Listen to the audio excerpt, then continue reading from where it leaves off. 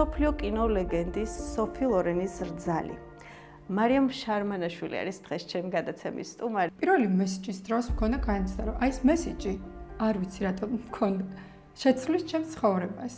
აი ეს განცდა მქონდა ზუსტად მახსოვს. და ეს ფოტოები რო არ ყოფილიყო, რა თქმა უნდა, მე ჩემი და კარლოს ხსები ვერ გადაიკვეთებოდა ვერანაირად. აი მართლა კინოს სცენარია და ჩამიხუტა გულში და მითხრა, რომ ეხლა კიდევ უფრო მეტად ხვდებიო, რა მნიშვნელოვანი ადამიანი ხარ ჩემთვისა და ძალიან მაგრად ჩამეკრა. მაშინ იყო ქალბატონი სოფია ჩამოსული და რა თქმა უნდა, ბევრი კარგი ახსოვს საქართველოს.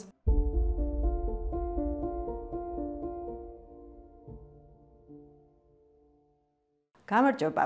დღევანდელი ჩემი გადაცემის სტუმარი არის ქალი, რომლის ცხოვრებაც რაღაცნაირად თითქოს კინოსცენარისთვის არის დაწერილიო. ეს არის ადამიანი, რომლის ქორწილის შესახებაც საუბრობს ძალიან ბევრი ადამიანი და საუბრობს ძალიან ბევრი მედია, არა მხოლოდ საქართველოში, არამედ მსოფლიოში და ამ განსაკუთრებული ყურადღების ცენტრში კი იგი იმიტომ მოექცა, რომ გახდა მსოფლიო კინო ლეგენდის სოფი ლორენის რძალი. მარიამ შარმანაშვილი არის დღეს ჩემი გადაცემის სტუმარი. ვახსენე, რომ ძალიან ბევრი ადამიანი საუბრობს შენი ქორწილის შესახებ, თქო, თუმცა მე ამ გადაცემაში ჩემს მაყურებელს მინდა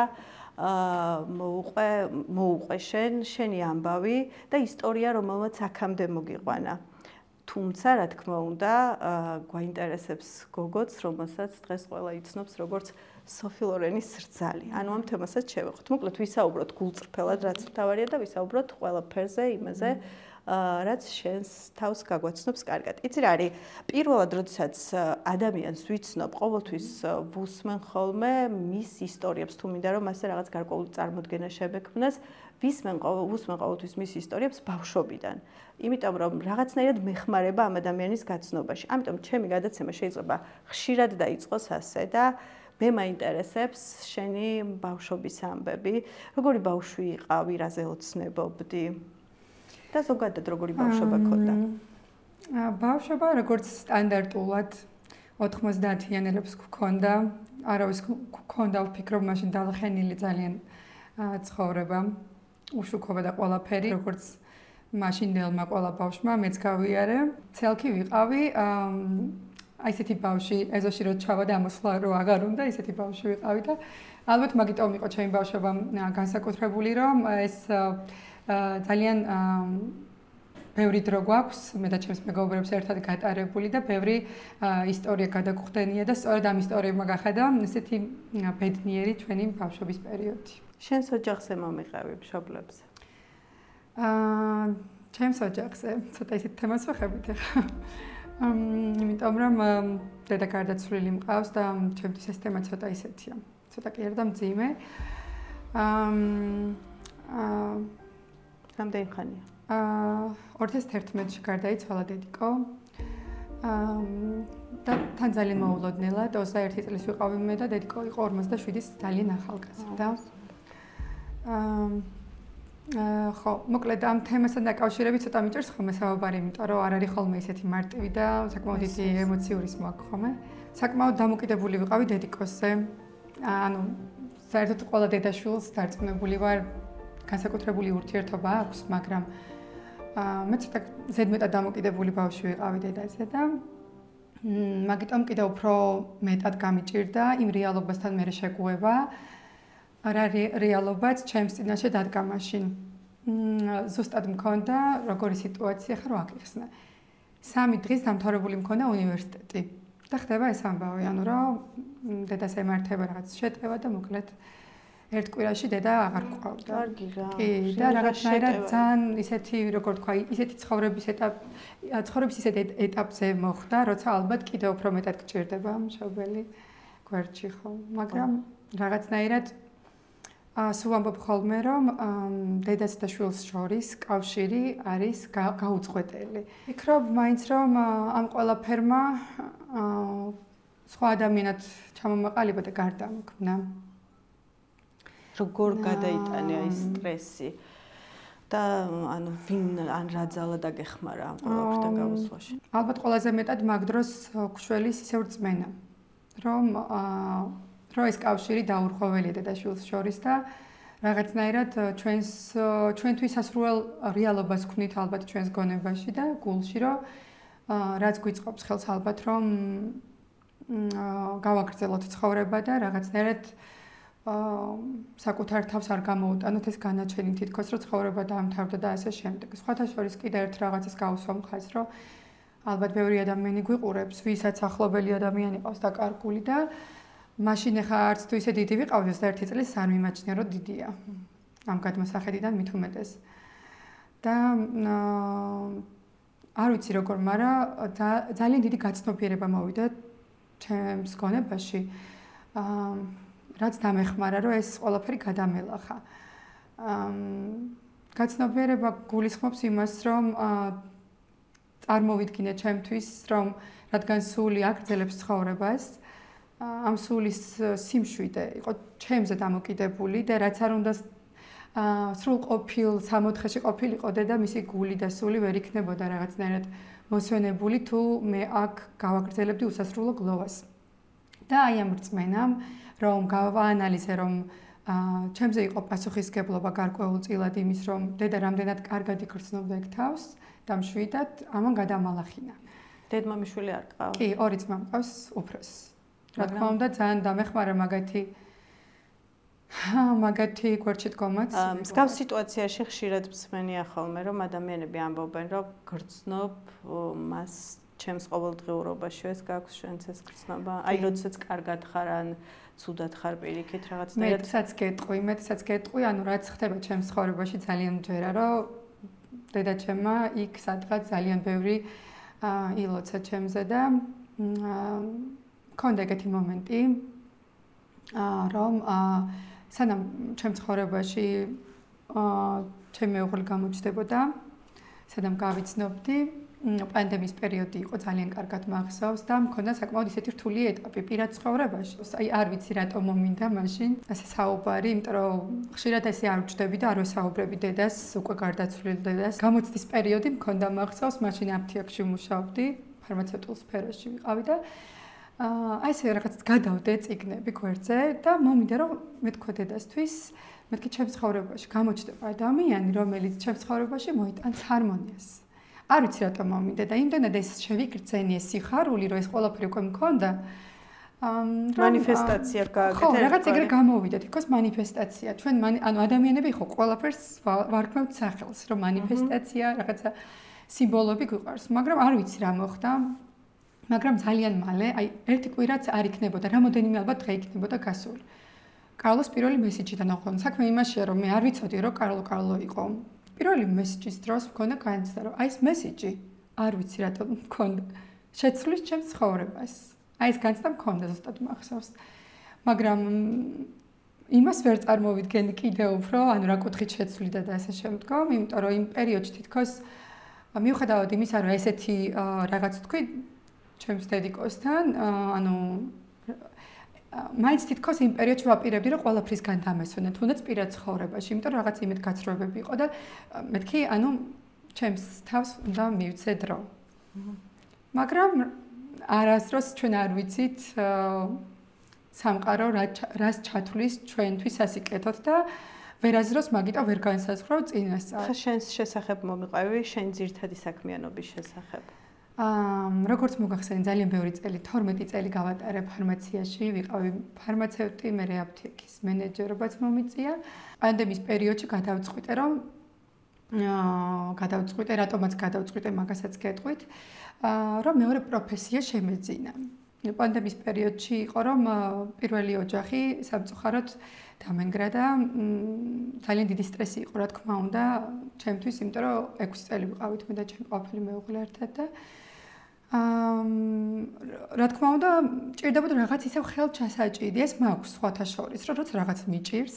დედა უკვე გარდაცვლილი იყო, კი ეს ხდება 2013-ში, როცა ჩემი პირველი მეუღლე. ანუ 2011-ში დედა გარდაიცვალა ამ ხელა ტრაგედია და მე კიდე პირადი. კი. სამწუხაროდ არ შედგა ჩვენი ოჯახი ისე. არ შედგა ვერ ვიტყვი. უსაყვარლესი შვილი მყავს და ვერ ვიტყვი რომ არ შედგა. იმიტომ რომ დემეტრე მყოლოდა ალბათ ეს ყველაფერი უნდა ყოფილიყო ჩემს ცხოვრებაში და პირიქით ანუ მაგას არ ვიტყვი რომ მოდი არ შედგა. და ამ პროფესიას იმიტომ მომინდა რომ ამ პროფესიაში მოვსულიყავი ზუმბაში ან ფიტნეს სფეროში რომ მე ძალიან დამეხმარა. და მომინდა რომ მე სხვებსაც დავხმარებოდი რომ წარმოვიდგინე რომ რადგან მე ესე მიშველა ამ ყველაფერმა ფიზიკურმა აქტივობამ და საერთოდ ზუმბა რასაც მოიცავს ვიფიქრე რომ ეს იქნებოდა სხვა ქალებისთვის ძალიან დიდი ინსპირაცია. და აქედან გამომდინარე აღმოჩნდი მეორე პროფესიაშიც. მე საბოლოო ჯამში ისე მოხდა რომ ფარმაციის დატოვება მომიწია ჩემი ცხოვრების რიტმიდან გამომდინარე და ეხლა ვარ გადაართული აბსოლუტურად ფიტნეს ინსტრუქტორად მუშაობ უკვე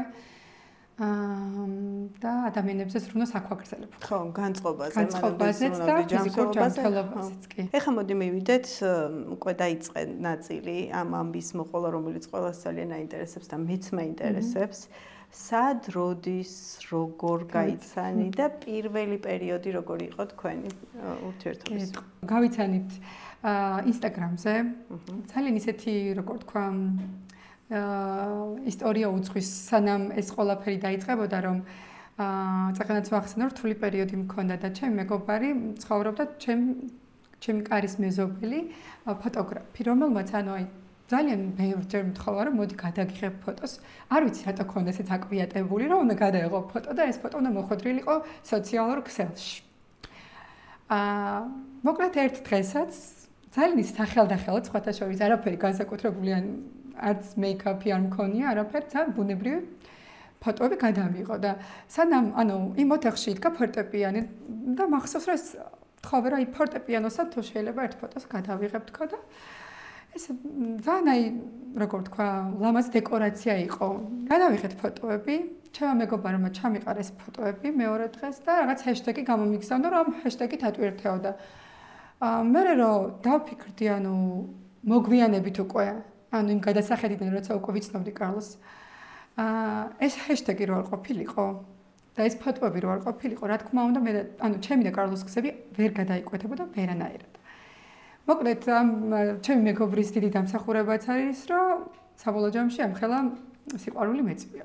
ჰეშტეგი რა იყო? ჰეშტეგი იყო ბევრი რაღაც, music, piano და რაღაცები, რაც მუსიკასთან დაკავშირებული იყო.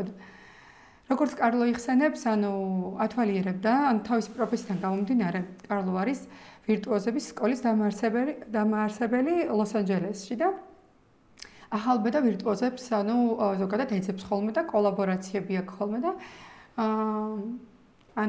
რო დაინახა ეს ფოტო ფორტეპიანოსთან, ეგონა რომ ვიყავი მუსიკოსი. პირველი მისი მესიჯი იყო ამ ფოტოზე ბელისიმა და ასე დაიწყო ჩვენი ისტორია. რამდენი ხანი გქონდათ ეს მიმოწერა? ერთი თვის თავზე მოკლედ ჩამოვიდა მიმოწერის დაწყებიდან, იმიტომ რომ მახსოვს რომ LA-ში უნდა გაფრენილიყო და ბუდაპეშტში იყო იმ პერიოდში და ბუდაპეშტიდან რაღაც რეგულაციები იყო, როგორც მახსოვს პანდემიიდან გამომდინარე და ესე ამიხსნა მაშინ რომ ჯერო საქართველოში რო ჩამოვიდეო და მე გავფრინდეო, ძალიან მარტივად გაივლი კარანტინს თუ რაღაცას, მაგრამ მოგვიანებით გამომიტყდა რომ ეს თურმე სხვა მიზეზით იყო, რომ უნდა და ჩემი პირადად გაცნობა და მოიმიზეზა რომ საქართველო იქნებოდა თურმე მოსახერხებელი. თავიდანვე ფლირტი იყო თუ მეგობრობა? გეტყვით, თავიდან მეგობრობა უფრო იყო, რა თქმა უნდა, მით უმეტეს ჩემი მხრიდან მე კარლოს ვატყობდი, რა თქმა უნდა, რაღაც მალევე შევატყო, რაღაც სიმპათიები გაუჩნდა, მაგრამ მე ცოტა ისეთი ადამიანი ვარ, მჭირდება რაღაცა როგორ თქვა, რომ დავრწმუნდე, რომ ნამდვილად ეს არის და ესე მარტივად არ ხდება ხოლმე, რომ როცა გაქვს არც თუ ისე კარგი. უფრო ფრთხილად ეკიდები, მით უმეტეს როცა მეორეჯერ შედიხარ ურთიერთობაში და ხო, რაღაცა ის ვიყავი ცოტა სკეპტიკურად განწყობილი.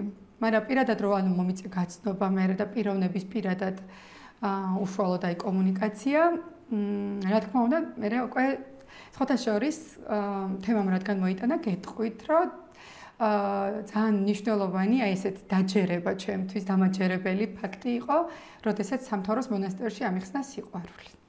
აი იქ დავწმუნდი რომ ეს იყო ნამდვილად ის გრძნობა, რასაც შემიძლია რომ ვენდო. და რო ჩამოვიდა პირველად რა შემეძლო რომ ანუ მენახებინა თბილისთან ახლოს და ერთ-ერთი იყო სამთავროს მონასტერი და ვილოცე მამა გაბრიელთან ასეთი სიტყვები ვუთხარი რომ მეთქი თუ ეს გრძნობა ნამდვილია მისი მხრიდან და თუ უფლისნება ჩვენი ურთიერთობა დაგვლოცე და დამარწმუნე მეც რომ ნამდვილია თქო და გამოდივართ ტაძრიდან აი მართლა კინოს სცენარია და ეხაც ცოტა ის მაქვს ემოციური და დავიწყე მონოლოგი ზუსტად მაგით და რომ გამოდივართ და კარლოს აქვს როგორი რეაქცია იცი რომ ანუ აი აშკარად ძალიან ემოციური იყო და ჩამიხუტა გულში და მითხრა რომ ეხლა კიდევ უფრო მეტად ხვდებიო რა მნიშვნელოვანი ადამიანი ხარ ჩემთვისა და ძალიან მაგრად ჩამეკრა. მოკლედ ჩემთვის ეს იმხელა რაღაცა იყო, მით უმეტეს რაც უძღოდა რამოდენიმე წუთის ინტერვალის წინ, ხო? ანუ ეს ჩემი ლოცვა და რაღაც რომ მივხვდი რომ ეს იყო ნიშანი. და რა თქმა უნდა მეც მე უფრო მეტად გავხსენი გული და უფრო მეტად ვენდე უკვე.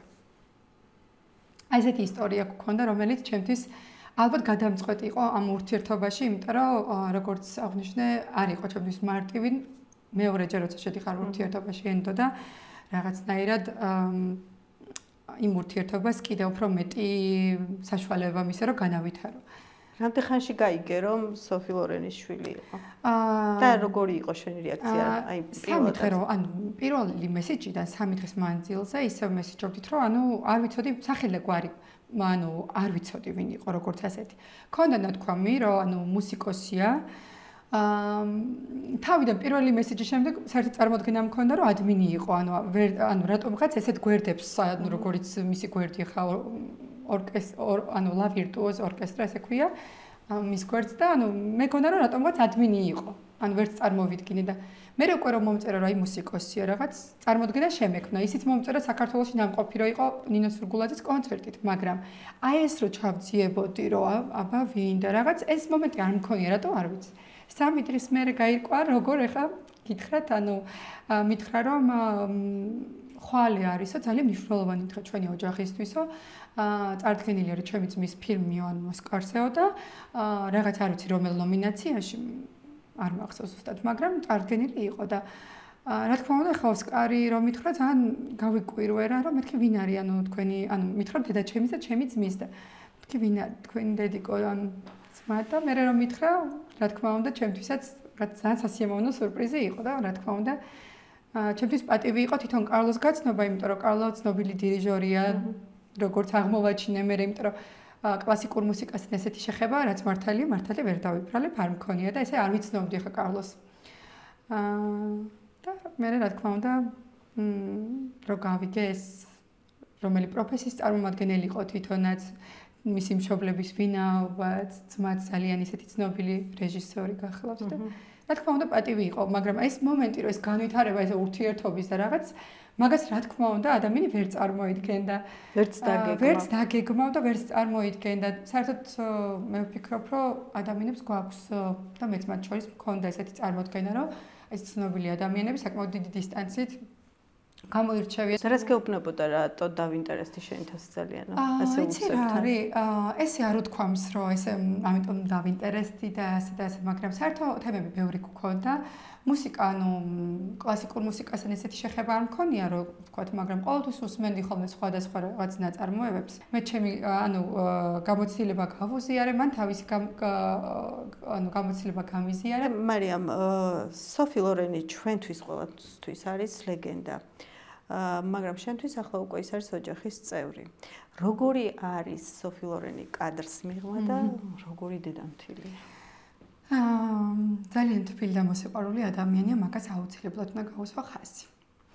და ძალიან დიდი მნიშვნელობა ჰქონდა, რა თქმა უნდა, ჩემთვის იმას თუ თუნდაც როგორ მიმიღებდა ისიც, იმიტომ რომ ჩემი საყვარელი ადამიანის მშობელი, რომც არ ყოფილიყო, რა თქმა უნდა, ესეთი ცნობადი, ნებისმიერ შემთხვევაში ძალიან მნიშვნელოვანი იქნებოდა.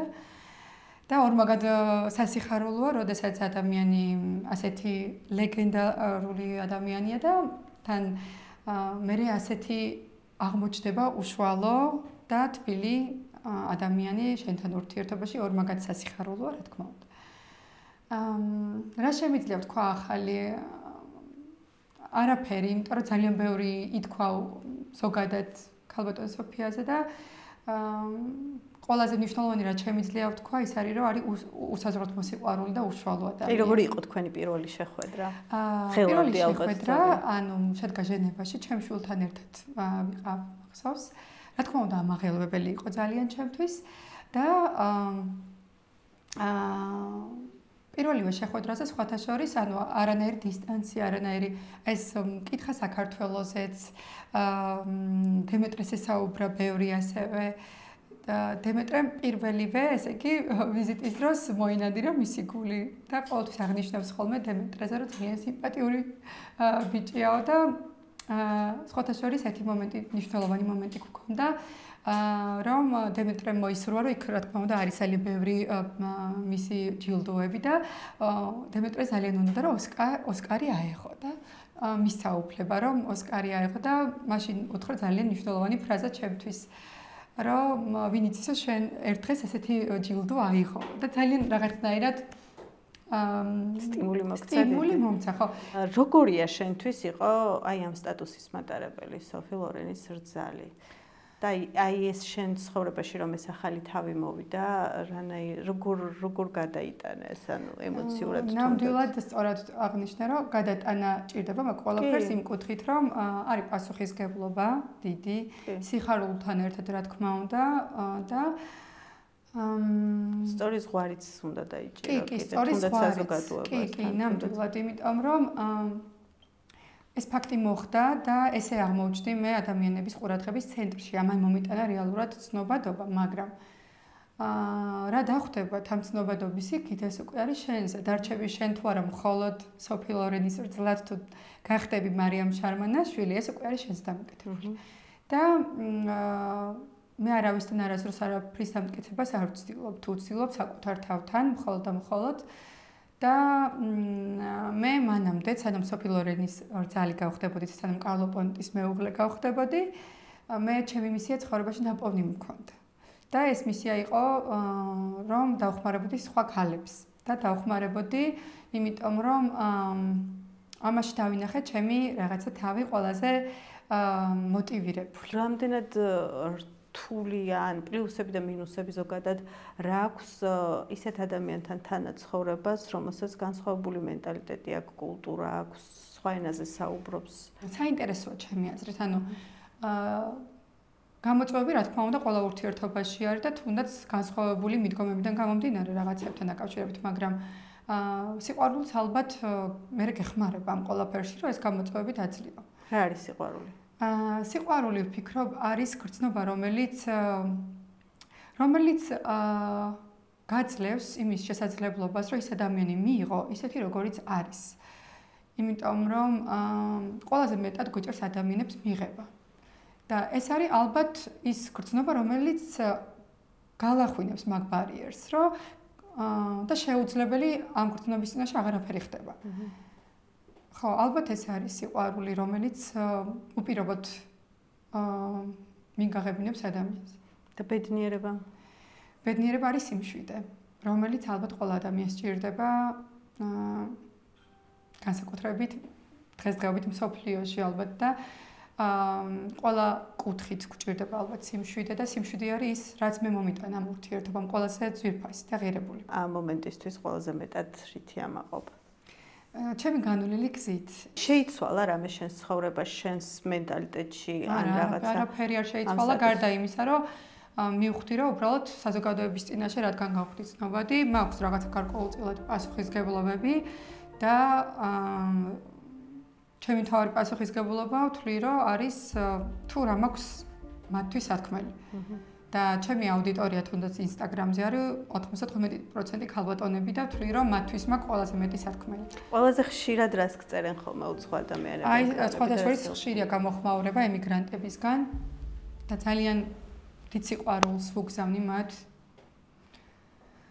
ძალიან დიდ სიყვარულს, იმიტომ რომ ვიცი, 2 თვე გადაბმულად მომიწია ჟენევაში ცხოვრება. ჩემს უსაყვარლეს ადამიანთან ერთად, ჩემს შვილთან დემეტრესთან და კარლოსთან ერთად, მაგრამ ძალიან გამიჭირდა და წარმომიდგენია, როდესაც საყვარელ ადამიანებისგან შორს გიწევს 24/7 შრომა და გიწევს უამრავ გამოწვევასთან ჭიდილი, რამხელა რაღაცას ნიშნავს და ძალიან ბევრი მწერს ხოლმე, რომ იმედი მომეციო, რომ ნამდვილი სიყვარული არსებობსო და ბევრი კიდე ესეთი გოგონა მწერს, რომელსაც შვილები ყავს და ესეთი მესიჯები ხშირი ყოფილა, რომ იმედი მომეციო, რომ შვილიან ადამიანს შემიძლია მე კიდე ოჯახი შევქმნა და სიყვარულის იმედი დამიმბრუნეო და აი ამაზე მეტი, ანუ რა უნდა იყოს, რომ თუნდაც ერთი ადამიანისთვის რო გახდები რაღაცა კუთხით საიმედო ან რაღაცა კარგი მაგალითი იმის რომ ცხოვრებაში არაფერია შეუძლებელი და უნდა გქონდეს იმედი უკეთესის, აი მეტი რა უნდა იყოს, მაგაზე დიდი. ხშირად ადამიანებს შენს სიტუაციაში ამბობენ ხოლმე, რომ საკუთარ სახელს კარგავენ ცნობილი ადამიანების გვარების გვერდით. და აი ეს საფრთხე თუ იგრძენი ან ამაზე თუ ძალიან საინტერესო თემას ეხები და მადლობა რომ შეეხება. მათ არის ორი ვარიანტი რა. შეიძლება ძალიან დაიკარგო და დარჩე მხოლოდ იმ ადამიანის აჩრდილად მაგრამ თავიდან იმ როლში დარჩე, სოფი ლორენის რძლის როლში დარჩე და მე ამაყება რა თქმა უნდა ეს სტატუსი. ხოთაშორის არც თავიდან არ ჩამითვლია ის რომ მე რაღაცა ვიღაცის ჭრდილში ვიქნებოდი პირიქით ეს ადამიანი ჩემი დედამთილი ანუ სოფი არის სოფლიო ლეგენდა და უბრალოდ იმის იქით ხო სიტყვაზე შენ რას გააკეთებ რას შექმნი ეს უკვე შენზეა დამოკიდებული და დარჩები თუ არა ანუ იმ როლში მარტო საქართველოზე მეკითხებოდაო რა იცოდა საქართველოს შესახებ 2016-ში ნამყოფი რა თქმა უნდა იცის უბრალოდ ქართული კერძები იქ შესაძლებლობა მომეწდა მე გავასინჯე და ძალიან მოეწონა ხო საქართველოზე რა თქმა უნდა ქონდა ინფორმაცია და კარლოს როგორც ვახსენე საქველმოქმედო კამპანიით საქველმოქმედო კონცერტი ქონდა ქალბატონ ნინო სურგულაძესთან ერთად და მაშინ იყო ქალბატონი სოფია ჩამოსული და რა თქმა უნდა ბევრი კარგი ახსოვს საქართველოს ორი ქორწილი გქონდათ ამას და წმინდა რომ და აი ჯვრის წერაც სხვათა შორის აი რელიგიის თემას შევეხები ძალიან დიდი პასუხისგებლობა იყო რომ მითხრა რომ მე მზად ვარო რომ შევიცვალო ანუ აღმსარებლობა იმიტომ რომ ჯვარი დავიწერო შენთან ეს ჩემთვის იყო განუზომელი პასუხისგებლობა ანუ მილიონჯერ ალბათ შევეკითხე რომ დარწმუნებული ხარ იმიტომ რომ ამ ასაკში როდესაც ამ გადაწყვეტილებას იღებ ანუ ჩემთვის ძალიან დიდი პასუხისგებლობა არის რომ კარლომ ეს გადაწყვეტილება მიიღო და ძალიან მადლიერი ვარ რა თქმა უნდა. ორი ქორწილი გქონდათ ვახსენეთ უკვე ერთი საქართველოში და ერთი ახლახანს გქონდათ ჟენევაში. საქართველოში ტრადიციული სამოსით ასევე კარლოც შენც და აი ამ დღის ემოციებზე მომიყევი. ჩემი ემოციები და კარლოს ემოციები რა თქმა უნდა იყო დაუვიწყარი და განსაკუთრებული. ორივე ერთნაირად ემოციური იყო? კი, ორივე. მიუხედავად იმისა, რომ მასშტაბები იქ დიდი არ იყო, ჟენევაში ძალიან ვიწრო დროში გავაკეთეთ. ორივე ერთნაირად ემოციური იყო. და განსაკუთრებით გამოვყოფ სიტყვის წარმოთქმის მომენტი რო გქონდა. ვერ წარმოიდგენთ როგორ ვინერვიულე. ისეთი ემოციური იყო ჩემთვის კარლოს სიტყვები, რომ ანუ ვეღარ ვაჩერებდი ტირილს მაკიაჟში, ჩამომეღვენდა და მე უნდა მეთქვა სიტყვები და არ ვიცი როგორ შევძელი, მაგრამ მადლობა უმერც რა შევძელი გავაკონტროლო ჩემი ემოციები როგორც იყო. შენი ბედნიერი დღე ეს იყო? ეს დღეები იყო? ყველაზე ბედნიერი დღე შენ ცხოვრებაში? ერთ-ერთი ყველაზე ბედნიერი. სხვა ბედნიერი დღეებიც მახსენდება ჩემ ცხოვრებაში. მაგრამ ერთ-ერთი რა თქმა უნდა, ანუ ერთ-ერთი ყველაზე ბედნიერი დღეები რა თქმა უნდა იყო. ეხლა როგორია თქვენი თანაცხოვრება? როგორც ვიცი საქართველოსდან წასვლა სარგეგმავ და გადაცხოვრებას. ჩემი ოცნება რაც არის ხა გაგიზიარებთ. ჩემი ოცნება რომ საქართველოში ჩამოცხოვრდეს კარლოც და აქ ვიცხოვროთ და აქ იყოს ჩვენი ძირითადი საცხოვრებელი სახლი. ეხლა ამ ეტაპზე გვიწევს ხო იმიტომ რომ ესე დისტანციურად ხანდახან ყოფნა, იმიტომ რომ კარლოს კონცერტები აქვს ბევრი. ქალბატონ სოფიასაც დიდი ყურადღება ჭირდება მისი შვილის მხრიდან და ეს ყველაფერი რა თქმა უნდა გასათვალისწინებელია და როგორც მეც ანუ აქ საქართველოში ვცხოვრობ ჩემს დედის დედასთან ბებოს არ უნდა საქართველოსდან წასვლა რა თქმა უნდა და მეც მიჭირს მისი დატოვებაც ესეც არის გარკვეულწილად ალბათ ამ მიჯაჭვულობას რაც იწვევს აქაურობასთან და რა თქმა უნდა ეს ანუ ვიცი რა არის ვერ ვიტყვი რომ ძალიან რთული ეს შორს ყოფნა მაგრამ ხშირად ვნახულობთ მე და კარლო და ეს ჩვენთვის ძალიან დიდ გამოწვევას არ წარმოვადგენს ყოველწლიურად შეიძლება კონტაქტზე იყო და ნუ ეს ყველაფერი არ არის მაგრამ ნუ ამ ეტაპზე მაგრამ ჩემი საბოლოო ესეთი როგორ გაოცნება და მიზანი არის რომ საქართველოში ვიცხოვროთ რადგან ზუსტად ვიცი რომ კარლოთ საქართველოსთვის და ქართველი ახალგაზრდებისთვის ძალიან მნიშვნელოვანი ბევრ ამის გააკეთებს მუსიკოსებისთვის და მინდა რომ რაღაცა ეს ჩემი ოცნება ახტეს. ვადევნებ ხშირად შენ სოციალურ ქსელს თვალს და აი მე შენ იქამდე არ გიცნობდი და აქედან გამომდინარე რა ასოციაცია გამიჩნდა, რა შთაბეჭდილება გამიჩნდა შენზე და რას ვფიქრობდი, იცი რომ ძალიან ამაყობ შენი ქვეყნით. ძალიან მიყვარს. და ასეთი განცდა დამეუფლო თითქოს გინდა რომ კიდევ უფრო აი ეს დიდი აუდიტორია რომელიც ახლა შენ გყავს არა მარტო საქართველოდან, მსოფლიოდანაც გაკვირდება, გინდა რომ ეს გამოიყენო იმისთვის რომ ბევრს გააგებინო. აბსოლუტურად სწორად შენიშნე კი. იმიტომ რომ ეს მარტო ჩემი ბედნიერება არ აღმოჩნდა. ეს რა თქმა უნდა ეს ვერ გათვლი წინასწარ, მაგრამ აღმოჩნდა რომ ეს რაღაცა ორი დიდი კულტურის გაერთიანებად აღიქვა ადამიანებმა და ძალიან გამიხარდა რომ ესე მიიღეს და მეც რაღაცა მან დავინახე ის მომენტი რომ რატომაც არა ჩემს ქვეყანაზე რაც მეტი ადამიანი გაიგებს. რა არის სამშობლო შენთვის? სახლი. ანუ სახლი რომელშიც ყოველთვის გინება დაბრუნება. ანუ ყველაზე და რა თქმა უნდა სამშობლო არის დედაჩემის თუნდაც სამყოფელი, სადაც მეგულება. სადაც ყოველთვის მომინდება ზუსტად მაგიტომ დაბრუნება. ძალიან ემოციური ადამიანი ხარ, როგორც გეტყვი, ხო? ყველაზე მეტად რაზე გიჩუღდება ხოლმე გული? ახლა უკვე რამდენჯერ მე შეგამჩნია, მაგრამ მაინც. ხო, არის რაღაც თემები, რა თქმა უნდა. შემთხვევაში აი ზოგადად რაზე გიჩუღდება ხოლმე? რა თქმა უნდა, როგორც აღნიშნე, დედის თემაზე ძალიან გულთვილი ვარ ყოველთვის. უსამართლობაზე მიჩუღდება ხოლმე გული ძალიან. უსამართლობაზე ვბრაზდები მე. ხო, მიჩუღდება ჯერ და მერე ვბრაზდები. და მერე ეს უსამართლობის განცდა ხოლმე, რაც ძალიან დიდი ენერგიას მართმევს ხოლმე და მაქვს უსამართლობის განცდა დღევანდელ მდგომარეობაზეც, რაც საქართველოში ხდება და მე რომ მივხვდი რომ რაღაცა ძალიან რთულია რაღაცები შეცვალო, მე ჩემი კუთხით რაც შემიძლია რომ საქართველოს გავუკეთო, იმის ფარგლებში ვცდილობ რომ გავუკეთო და სიტყვის თავისუფლება დღესდღეობით ვფიქრობ რომ დასჯადი გახდა საქართველოში და ვერ ვეკვები ამის. ძალიან მიჭირს. პირადშიც მწერენ ხოლმე, მარტო კომენტარებში კი არ წერენ. შეირგე შენი ბედნიერება, ხო? და გაჩუმდი. აი ეს არის ძალიან ხშირი ფრაზა ჩემს პირად სივრცეში და კიდე კომენტარებში, რასაც უბრალოდ გადამივლი ხოლმე თვალი და მე ვიტყვი ერთ რამეს, რომ სუსტადაც, ანუ ესეთ უსამართლობებზე არ უნდა გაჩუმდე. უნდა თქვა შენი სიტყვა ყოველთვის და იმიტომ რომ საკუთარ ნაჭუჭში ჩაიკეტო და მარტო შენთვის იყო ბედნიერი, ეგ არ არის ბედნიერება, ანუ როცა მარტო ხარ ბედნიერი, ანუ ეგ ბედნიერება არ არის სრულყოფილი. გჭირდება რომ გარშემო ადამიანებიც იყვნენ ბედნიერები და მარტო შენს ტყავზე და რაღაცა იმაზე მარტო აი ამ ხელა სამეგობროზე არ ზრუნავდე და ხო დარწმუნებული ხარ რომ მე რომ ეხლა ამ პოზიციაზე არ ვიდგე, რამდენი ბენეფიტი მექნებოდა ბევრ ამაში. მაგრამ ანუ მირჩევნია ამ პოზიციაზე ვიყო და ვიყო იქ, სადაც ვარ ჩემი ცნობიერებით. ვიდრე რაღაცა ბენეფიტები მივიღო რაღაც ჩემი პოზიციების გამო და მე საკუთარ თავთან და ღმერთთან არ ვიყო მართა. იმედი მაქვს მალე გათავისუფლდებიან ის ადამიანები, რომლებიც უსამართლოდ არიან ციხეში, დარწმუნებული ვარ რატო არიან ის ადამიანები, რამ გამოიწვია თუნდაც იმ ადამიანების აგრესიული საქციელება, ამაზე ვინმე დასვა კითხვა? იმ უსამართლობამ რომ დაინახეს, რომ სამშობლოს ამდენი რაზე გუსრდიდნენ საერთოდ ხო ადამიანებს, ანუ მთელი ბავშვობა ისტორიის გაკვეთილზე ის მესმოდა, რომ ჩვენს თავისუფლებას უნდა კბილებით ვიცავდეთ და ეგ გვასწავლეს და ეხლა მაგიტომ ვისჯებით, რომ ეგ კარგად ვისწავლეთ.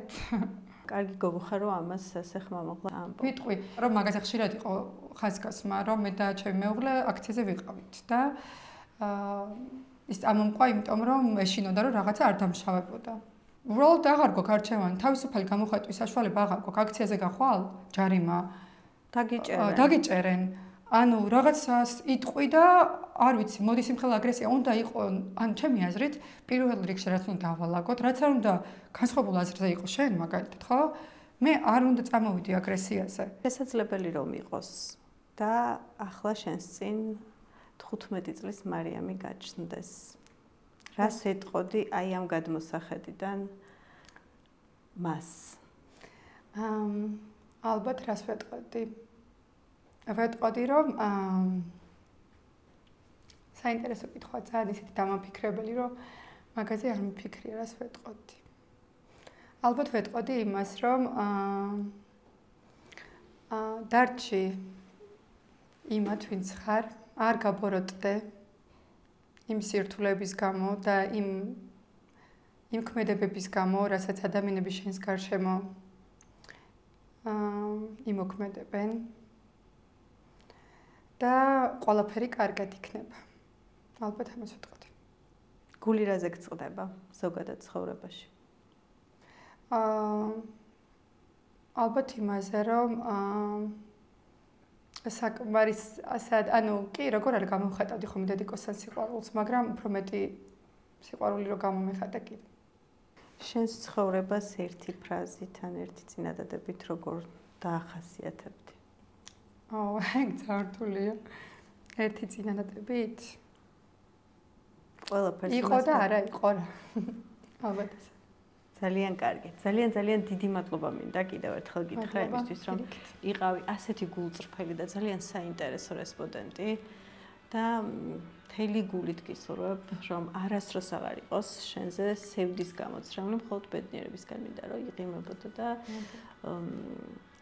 მოკლედ მთელი ცხოვრება უნდა იყო ბედნიერი, რასაც ნამდვილად დაიმსახურე და იმსახურებ. მადლობა ძალიან დიდი მოწვევისთვის, დიდი მნიშვნელობა აქვს ხოლმე ადამიანს, რომელთანაც ვსაუბრობ ხოლმე და ძალიან კარგი გარემო გაქვს და წარმატებებს გისურვებ მთელი გულით.